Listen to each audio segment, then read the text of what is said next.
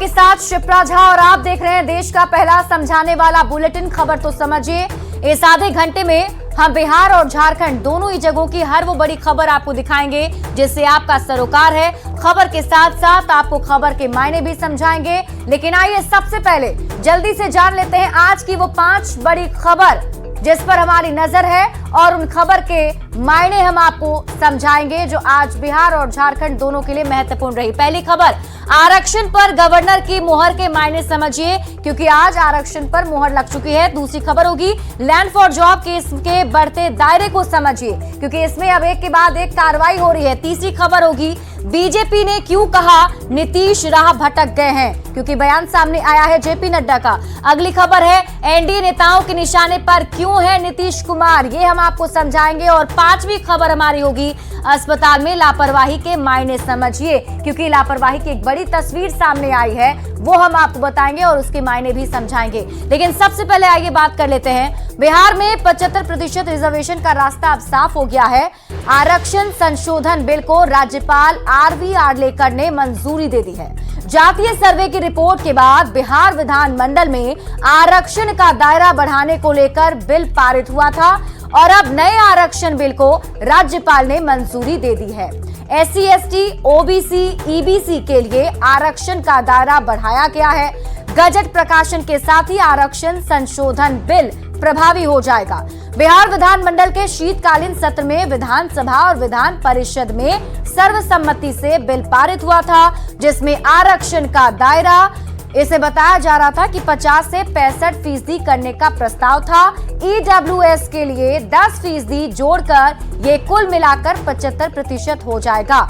अनुसूचित जाति को 20%, अनुसूचित जनजाति को 2%, अति पिछड़ा जाति को 25% और पिछड़ा वर्ग को 18% आरक्षण मिल सकेगा। वहीं आर्थिक रूप से कमजोर सामान्य वर्ग वाले लोगों को पहले की तरह ही 10% आरक्षण का प्रावधान लागू रहेगा। और अब आप आरक्षण पर गवर्नर की मुहर के मायने को समझिए।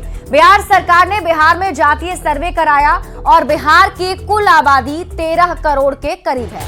रिपोर्ट के मुताबिक अति पिछड़ा वर्ग 27.12% है, अत्यंत पिछड़ा वर्ग 36.01% वर्ग है और अनुसूचित जाति की आबादी 19.65% है और अनुसूचित जनजाति की आबादी 1.68% है और इसके साथ ही अनारक्षित यानी कि सवर्ण जातियों की आबादी 15.52% है। अब संख्या के आधार पर बिहार सरकार ने आरक्षण के दायरे को बढ़ाने का फैसला किया और इसके बाद नीतीश कैबिनेट ने बिहार में आरक्षण के दायरे को 60% से बढ़ाकर 75% का प्रस्ताव पास करा दिया है और इसके बाद 75% आरक्षण का प्रस्ताव विधानमंडल से भी पास हो गया। नए प्रस्ताव के तहत OBC, EBC को 43% आरक्षण मिलेगा। OBC का आरक्षण बढ़कर 25% हो चुका है। EBC का आरक्षण जो पहले 12% था अब वो 12% से बढ़कर 18% तक हो गया है। इसके साथ ही SC का जो आरक्षण 16% था उसको बढ़ाकर 20% कर दिया गया है। ST का आरक्षण 1% से बढ़ाकर 2% कर दिया गया है और साथ ही साथ जो EWS का 10% आरक्षण है वो पहले की तरह ही बरकरार रहेगा। लेकिन जब तक गवर्नर की मुहर नहीं लगती तब तक आरक्षण का ये फॉर्मूला लागू नहीं होता। अब जबकि गवर्नर की मुहर इस पर लग चुकी है तो इसका मतलब है कि बिहार में आरक्षण का दायरा बढ़कर 75% हो गया है। बढ़ते हैं आगे और अब बात कर लेते हैं अगली खबर की। रेलवे में जमीन के बदले नौकरी के मामले में कार्रवाई अब और तेज हो गई है। पहले लालू फैमिली के बेहद करीबी अमित कात्याल को अरेस्ट कर ईडी के रिमांड पर भेजा गया। अब बिहार के सोनपुर और बरौनी डिवीजन के करीब दर्जन भर रेलवे कर्मचारियों को यानी करीब 12 रेलवे कर्मचारियों को CBI हेडक्वार्टर में पूछताछ के लिए अगले हफ्ते बुलाया गया है। जाहिर है लालू फैमिली की मुश्किलें और बढ़ सकती हैं। पहले आप ये रिपोर्ट देख लीजिए फिर खबर तो समझिए।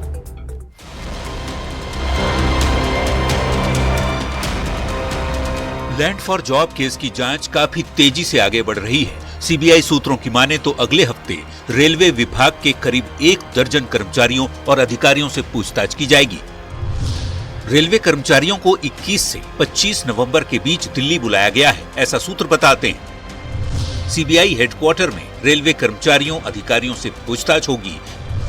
बिहार के सोनपुर बरौनी डिवीजन के कर्मचारियों को नोटिस भेजा गया है। सभी कर्मचारी रेलवे के मैकेनिकल विभाग में कार्यरत हैं। 9 कर्मचारी सोनपुर जबकि 1 कर्मचारी बरौनी जंक्शन में पोस्टेड है। रेलवे में नौकरी के बदले जमीन लिखवाने के इस हाई प्रोफाइल केस में लालू फैमिली के बेहद करीबी अमित कात्याल की ईडी रिमांड की अवधि भी 22 नवंबर तक के लिए बढ़ाई गई है। जांच एजेंसी ईडी का दावा है कि अब तक की पूछताछ में कुछ नए नामों का भी खुलासा हुआ है जो इस केस की डील में सीधे तौर पर शामिल थे। जांच के दौरान सीबीआई ने सप्लीमेंट्री चार्जशीट में एके इन्फोसिस्टम को आरोपी बनाया है। आरोप है कि जमीन के बदले जिन लोगों को नौकरी दी गई उनसे लिए गए पैसे इसी कंपनी के जरिए लॉन्ड्रिंग कर जमीन की डील की गई। जमीन के बदले नौकरी घोटाला रेलवे भर्ती से जुड़ा हुआ साल 2004 से 9 के बीच का है, जब लालू प्रसाद रेल मंत्री हुआ करते थे। यूपीए 1 की सरकार के दौरान रेलवे में नौकरी के एवज में लालू प्रसाद ने अपने और परिवार के सदस्यों के नाम जमीन लिखवाई थी, ऐसा सीबीआई की चार्जशीट कहती है। वैसे इस बेहद हाई प्रोफाइल केस में लालू राबड़ी के साथ ही डिप्टी सीएम तेजस्वी यादव के खिलाफ भी नामजद एफआईआर दर्ज किया गया है। जाहिर तौर पर आने वाले समय में लैंड फॉर जॉब के बढ़ते शिकंजे से लालू फैमिली की भी मुश्किलें बढ़ेंगी। न्यूज़ 18 के लिए दिल्ली से शंकर आनंद की रिपोर्ट। और लैंड फॉर जॉब केस के बढ़ते दायरे को अब आप समझिए। पूरा मामला रेलवे में नौकरी के बदले जमीन लिखवाने से जुड़ा हुआ है। 2004 से 2009 के बीच का ये मामला बताया जा रहा है, जब लालू प्रसाद रेल मंत्री थे। यूपीए 1 के समय रेलवे में लैंड फॉर जॉब घोटाले का खुलासा हुआ था और लालू प्रसाद पर अपने परिवार के नाम पर जमीन लिखवाने का आरोप लगा था। रेलवे में 3rd और 4th ग्रेड में नौकरी जमीन लिखवाकर दी गई, ऐसा आरोप सीबीआई ने कथित तौर पर घोटाले में बताया है कि ऐसा घोटाला इसमें सामने आया था। आरोप पत्र जुलाई 2023 में दाखिल किया गया, जिसमें लालू प्रसाद, राबड़ी देवी, तेजस्वी यादव के खिलाफ नामजद एफआईआर दर्ज किए गए। ईडी की ओर से दायर आरोप पत्र के मुताबिक घोटाला तकरीबन 600 करोड़ रुपए का है और घोटाले में एक आरोपी एके इन्फोसिस्टम को बनाया गया है। इस कंपनी जो चलाने वाला है वो है अमित कात्याल, उसे पहले ही अरेस्ट कर लिया गया है। जाहिर है कि अब रेलवे कर्मचारियों से पूछताछ के बाद लालू फैमिली की मुश्किलें और भी ज्यादा बढ़ सकती हैं, क्योंकि अब जितने भी रेलवे कर्मचारी हैं, करीब 12 ऐसे रेलवे कर्मचारी को पूछताछ के लिए बुलाया गया है। बढ़ते हैं आगे और अब बात करते हैं अगली खबर की। बीजेपी अध्यक्ष जेपी नड्डा ने सीएम नीतीश कुमार पर बड़ा हमला बोलते हुए कहा कि नीतीश कुमार राह भटक गए। जेपी नड्डा के बयान ने बिहार में सियासी माहौल को गर्मा दिया है, लेकिन सवाल है कि जेपी नड्डा ने क्यों कहा कि नीतीश कुमार राह भटक गए। आप ये रिपोर्ट देखिए, फिर खबर तो समझिए। जब संगत बिगड़ जाती है तो जवान बिगड़ जाता है। न्यूज़ 18 के मंच पर चुनावी चर्चा के दौरान बीजेपी अध्यक्ष जेपी नड्डा ने सीएम नीतीश कुमार पर बड़ा हमला बोला है। नड्डा ने कहा है कि जब तक नीतीश बीजेपी के साथ रहे तब तक ठीक ठाक रहे, लेकिन जब संगत बिगड़ जाती है तो जुबान भी बिगड़ जाती है। यही नहीं, जेपी नड्डा ने नीतीश कुमार पर तंज कसते हुए यहाँ तक कह डाला कि जब लोग राह भटक जाते हैं तो राजनीति में भटकना ही पड़ता है। देखिए, जब तक हमारे साथ रहे तब तक तो ठीक ठाक रहे। अब हमारे से जब संगत बिगड़ जाती है तो जवान बिगड़ जाती है। तो संगत बिगड़ गई, इसीलिए तो कहते हैं सत्संग होता है। तो सत्संग खत्म हो गया, तो अब ऐसे ऐसे दिमाग में ख्याल आने लगे जो उन्होंने विधानसभा में कहा, वो सब आपने भी सुना, मैं क्या बोलूं उस पर। तो ये जब से वो हमसे अलग हुए तब से उनके रास्ते भी अलग हो गए और उनको जमीन भी नजर आ गई, नजर दिला दी लोगों ने। इसमें जो लोग सही रास्ते से भटकते हैं उनको राजनीति में भटकना ही पड़ता है और कोई रास्ता। नीतीश कुमार पर बीजेपी के राष्ट्रीय अध्यक्ष जेपी नड्डा के सबसे बड़े हमले ने बिहार की सियासत में सियासी बहस छेड़ दी है। बहस इस बात पर कि बीजेपी ने क्यों कहा नीतीश राह भटक गए। नीतीश कुमार पर बीजेपी अध्यक्ष जेपी नड्डा के हमले के बाद खड़े हुए सवाल पर महागठबंधन के नेताओं ने अपने अपने तरीके से पलटवार करना शुरू कर दिया। जेडीयू प्रवक्ता नीरज कुमार का कहना है कि जातिगत गणना के बाद घबराई हुई बीजेपी साजिश के तहत अभियान चला रही है। जातिगत जनगणना होने के बाद भारतीय जनता पार्टी एक साजिश के तौर पर पूरे एक वैचारिक अभियान चला रही है कि संगति का असर हो गया है। अरे संगति का असर क्या हुआ नहीं हुआ यह तो आप भी जानते हैं कि आपके साथ भी थे तो मुद्दों पर कोई समझौता नहीं करते थे। तो वहीं कांग्रेस कहती है कि नीतीश के अलग होने के बाद से परेशान बीजेपी बयानों के जरिए इंडिया गठबंधन में फूट डालना चाहती है।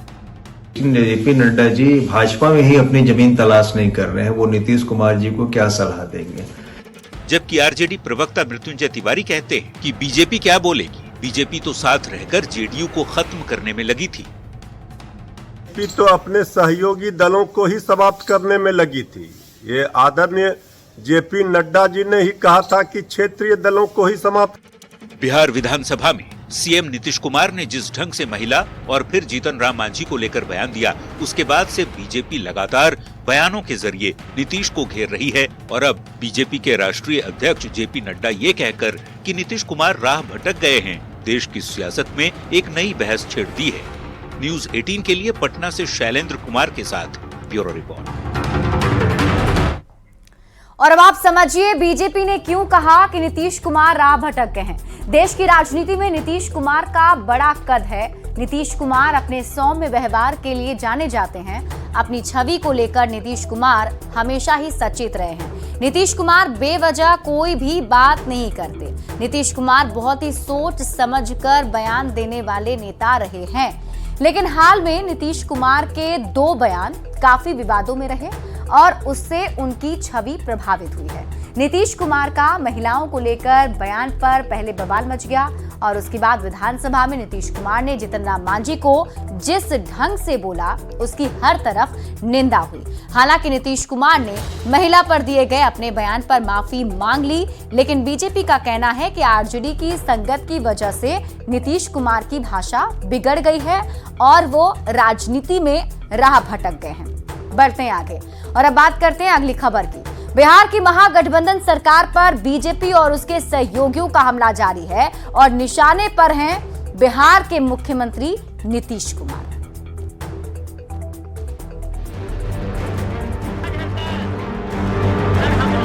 उनको आराम करने का सलाह मैंने दिया है और आग्रह भी करता हूं कि आप थक चुके हैं, बीमार दिख रहे हैं। हम लोग आग्रह करेंगे कि बिहार में राष्ट्रपति शासन लागू करने की सिफारिश वो केंद्र सरकार से करें।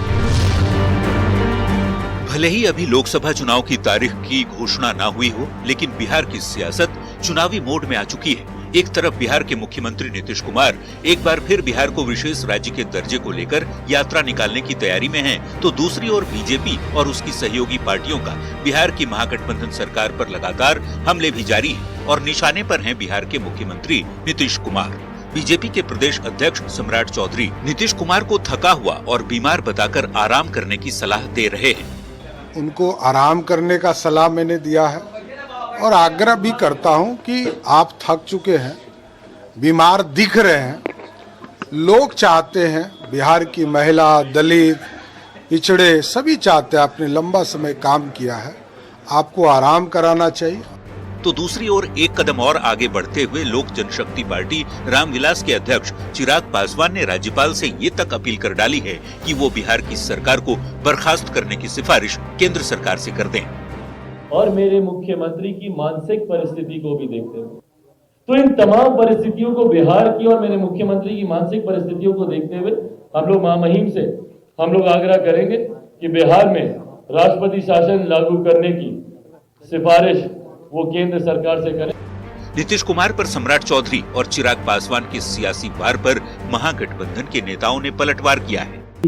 माननीय मुख्यमंत्री जी के संबंध में जिस भाषा का इस्तेमाल कर रहे हैं ये कहीं से उचित नहीं है। जेडीयू प्रवक्ता अभिषेक झा कहते हैं कि बीजेपी नेताओं के पास कहने को कुछ नहीं है, इसलिए बेचैनी में बीजेपी के नेता इस तरह के बयान दे रहे हैं। आरक्षण का दायरा बढ़ाना हो, पिछड़ों अति पिछड़ों को उनका हक अधिकार दिलाना हो, इतनी नौकरियां देनी हो। अब इन सब बातों से भारतीय जनता पार्टी के कुनबे में बेचैनी है। सम्राट चौधरी का ऐसा बयान यही दर्शाता है।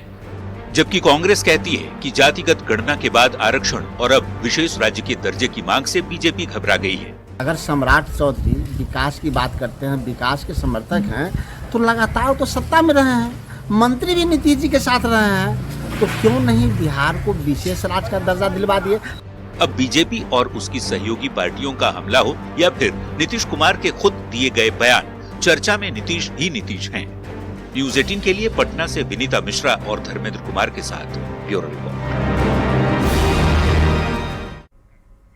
और अब आप समझिए एनडीए नेताओं के निशाने पर क्यों हैं सीएम नीतीश कुमार।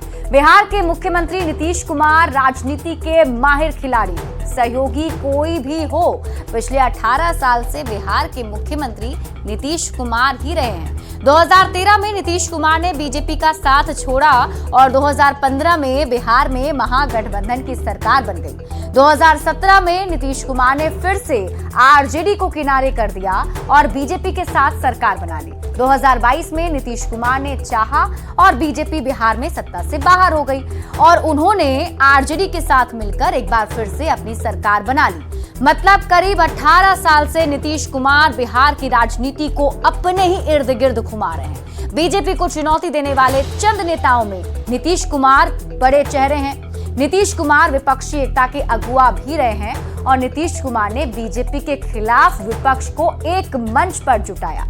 नीतीश कुमार अपने सियासी दांव से बीजेपी के लिए मुश्किल खड़ी करते रहे हैं। नीतीश कुमार ने पहले जातीय गणना का दांव खेला और फिर नीतीश कुमार ने जातीय गणना के बाद आरक्षण का एक और बड़ा दांव खेल दिया।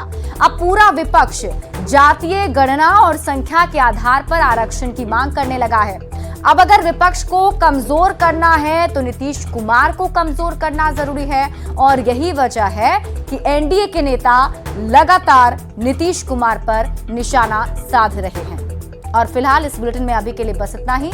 आगे देख लेते हैं